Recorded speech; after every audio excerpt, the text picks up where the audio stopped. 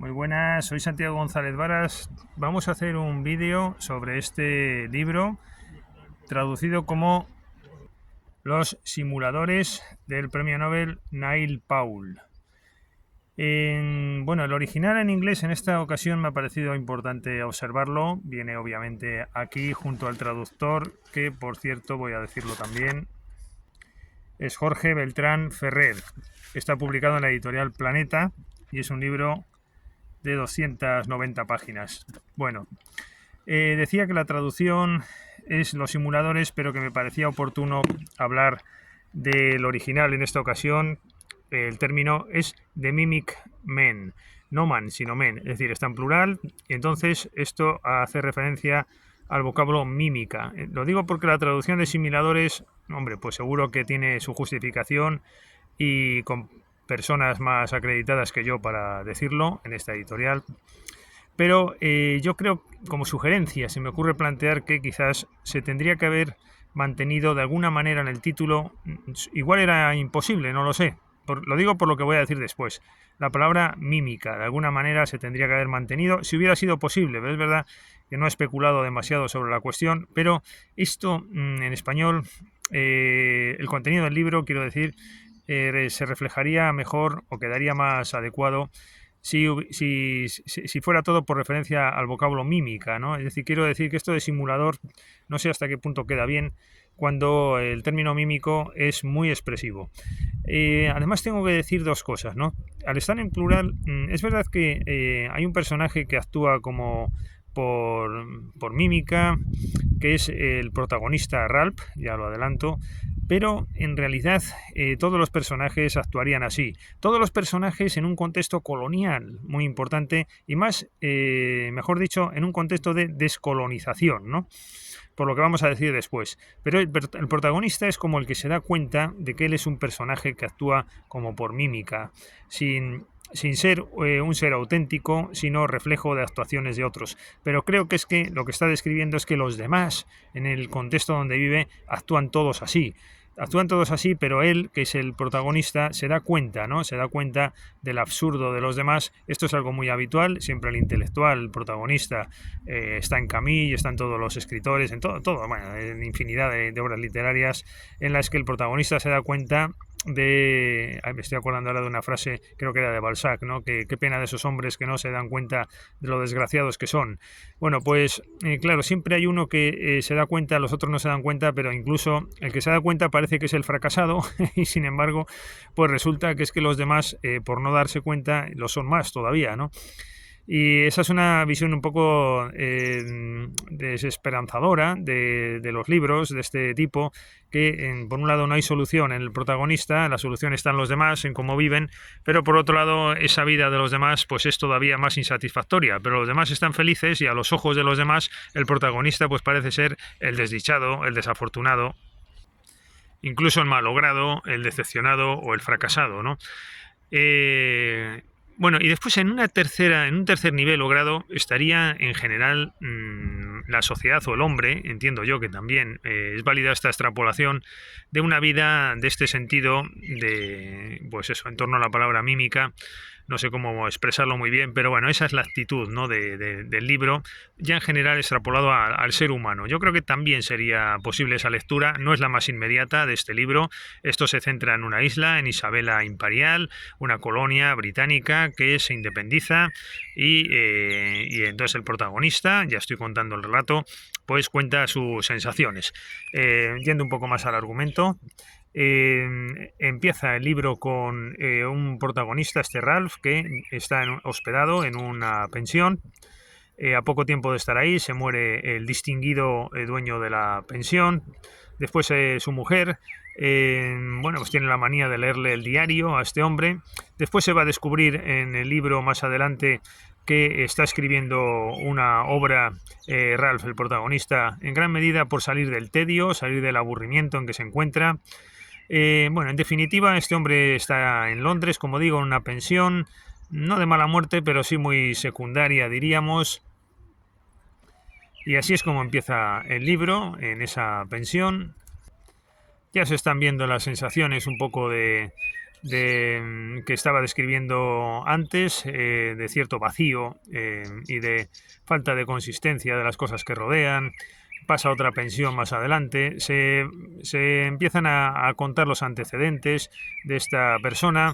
Bueno, pues era un político malogrado, o más que era político en efecto, pero era un idealista político, ¿no? Una persona que no encontró su sitio en ese lugar, en Isabela. Allí desarrolló su actividad política, en contraste con otro, un tal Brown, que este sí era político de raza, diríamos, y después ambos se encuentran en Londres, pero bueno, yendo por partes, pues nos va contando, como digo, su estancia en Londres por un lado, con este tipo de sensaciones, pero tampoco son distantes las sensaciones relatadas en torno a su pasado anterior en Isabela. Abandonó la isla, pues, desencantado, sin exageraciones, tampoco es un desencanto vital, moderado, pero continuado y plomizo, ¿no? Como cuando el tiempo se pone así, ¿no? Pero no hay aspavientos o no hay exageraciones, ni no ocurre nada en realidad en la novela, nada especial. Se van describiendo, como digo, sensaciones en torno a esta idea que estoy transmitiendo. Y entonces, bueno, pues por un lado están sus sensaciones en Londres de ese estilo, de vacío, después vamos a leer algún pasaje, y por otro lado los recuerdos de su vida personal, toda su familia sale aquí en escena, pues y te va comentando por las actitudes de uno, de otro. Bueno, pues ellos no se dan cuenta, pues como es el mundo en general, no se da cuenta nadie de lo absurdo de lo que hacen, pero la descripción de nuestro protagonista, que es escritor y nos está contando, como después nos deja ver, nos está contando este tipo de hechos, pues nos da a entender pues un poco la miseria en general. Ya no sé si es la de la descolonización del humano en general, o lo que sea, ¿no? Bueno, pues esos dos planos se van moviendo, el de Londres por un lado, de cierta insatisfacción. Es una persona de 40 años que como que está retirado del mundo. Y es muy interesante ese planteamiento, una edad relativamente joven, y sin embargo, como él ya está como retirado, está esperando a ver qué hacer, si se le plantea, si seguir de esta manera. Y hay un pasaje muy interesante al final de la obra sobre esto, al que voy a volver.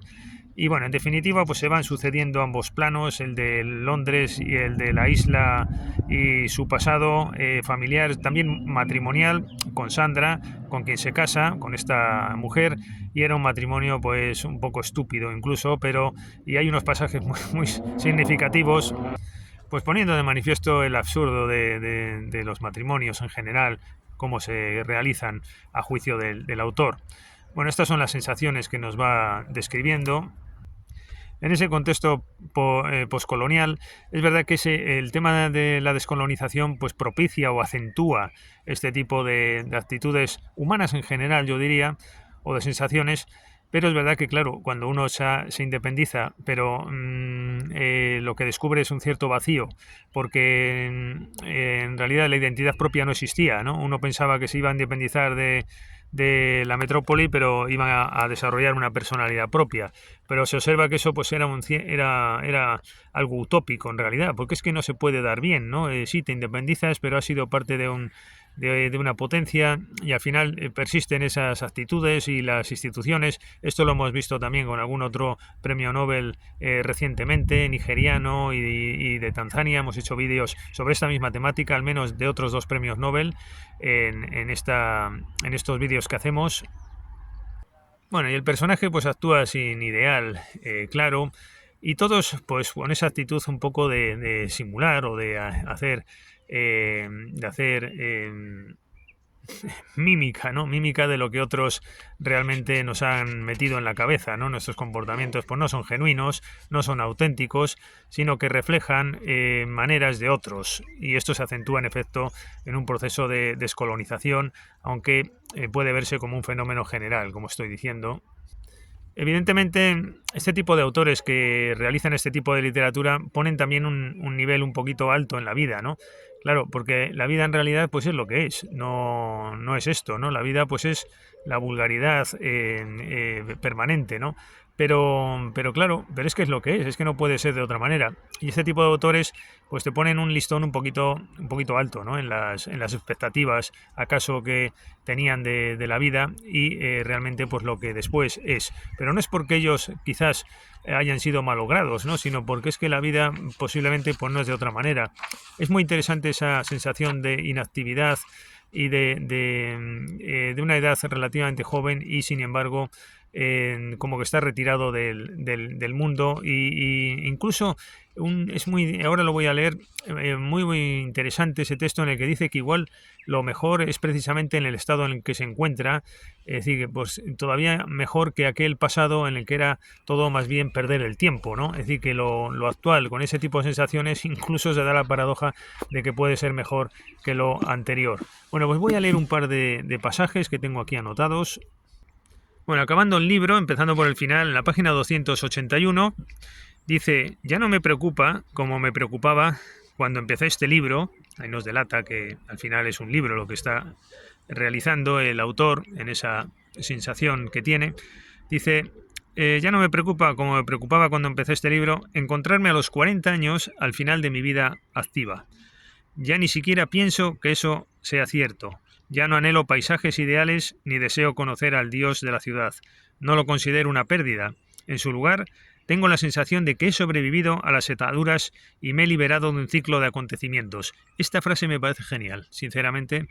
En su lugar tengo la sensación de que he sobrevivido a las ataduras y me he liberado de un ciclo de acontecimientos. Ahora él se ve perdido, se ve inactivo, se ve retirado del mundo e incluso así es mejor que todo lo anterior. Esa idea me parece muy buena, ¿no? Cómo realmente uno puede llegar a esa sensación pues de abatimiento, de inactividad, de retiro y que no es nada positivo desde luego y sin embargo es que la alternativa mejor es esta porque lo anterior pues era incluso peor. En la página 215 dice escribo, lo sé, desde ambos bandos, es decir, en efecto está escribiendo desde el lado de la independencia, de la búsqueda de la identidad, que es lo que él propugnaba como político idealista, pero también del otro lado, al final no está en ninguno de los dos. Sí, bueno, esto es un desarraigo, sí, cierto, pero no es solo la novela de un desarraigado, aunque es verdad que es de un desarraigado en el fondo, porque no ha encontrado su sitio, ni en sus orígenes, que son inciertos ya, ni donde vivía, ni donde ha pasado a vivir. Y esto también es una situación que puede darse, uno se va de un lugar que es una caca y después donde acude pues pasan unos años y se da cuenta de que tampoco ha encontrado nada. Esta sensación de un cierto desarraigo se expresa en la página 192, por ejemplo, dice, oh sí, todos queremos irnos y etcétera, pero el lugar donde naces es algo curioso. Mi tatarabuelo e incluso mi abuelo siempre hablaban de volver a Europa para siempre y se iban, pero regresaban aquí. Verás, naces en un lugar y te haces hombre en él. Y describe cómo son los lugares de origen y lo que tienen, los árboles, etcétera. Bueno, pues es verdad, ¿no? Que se vuelve al lugar de origen, pero no sabe uno muy bien dónde se encuentra. Tiene mérito, mientras busco otro pasaje voy contando esto, tiene mérito Nail Paul, o como se pronuncie, el estilo, ¿no? Porque es una obra larga, densa, y sin embargo no cuenta nada, ¿no? Eso hay que ser un gran narrador para conseguirlo. Bueno, aquí esto del matrimonio es muy sabroso, por referencia a los demás, ¿no? Los demás que son tan felices y son todavía más miserables que el propio escritor protagonista, ¿no? Que al menos se da cuenta y tiene sensaciones más vivas y más ricas, ¿no? Que la multitud que rodea. Dice, un día estábamos hablando del matrimonio y de lo absurdo de una institución que convertía a todos los chicos estúpidos que conocíamos en maridos, señores y amos de chicas, las cuales, pobrecitas, en aquel momento no podían adivinar el destino que se estaba fraguando para ellas. Esto me recuerda muchísimo, bueno, una frase típica de Altenberg, el genial austriaco alemán de la primera mitad del siglo XX. Sería un pensamiento típico de él, de las mujeres como víctimas y floreros de burgueses mediocres.